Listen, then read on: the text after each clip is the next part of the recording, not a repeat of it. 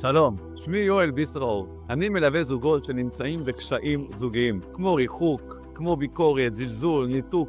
הדברים האלה גורמים להם להיות חלשים בבית ובחוץ. ואני בעזרת השם, בעזרת תהליך טיפולים, מוביל אותם לזוגיות שמביאה להם כבוד, הערכה, אושר, אהבה, זוגיות שמביאה להם הרבה כוח. כל זה על ידי תהליך טיפול מקצועי. האמת היא שלעיסוק בתחום הטיפול הזוגי הגעתי בכלל מתחום אחר, רבנות קהילה. אני במשך 7 שנים משמש כרב קהילה ברעננה, ובמהלך השנים פעלו עיניי זוגות שהיו בקשיים זוגיים וביקשו עזרה והכוונה איך להגיע לזוגיות טובה יותר. עם הזמן ראיתי שצריך ללמוד את זה בצורה מקצועית, את התחום החשוב הזה. ומתוך תחושת אחריות ורצון לעזור בצורה באמת טובה, הלכתי ללמוד באופן מקצועי את התחום החשוב של טיפול זוגי.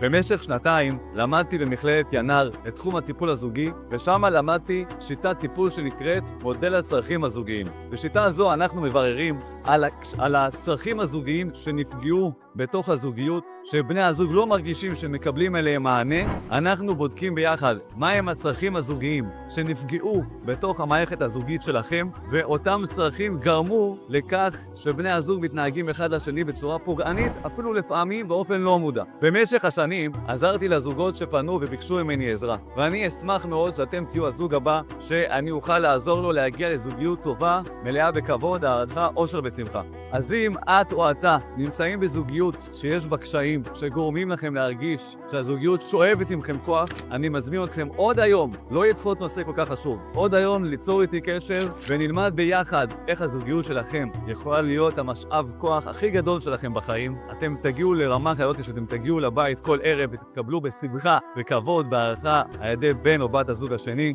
הזוגיות שלכם תהפוך להיות מודל וגאווה בעיני הילדים שלכם, ובזכותה גם הם בעזרת השם בעתיד יזכו לזוגיות טובה ומוצלחת.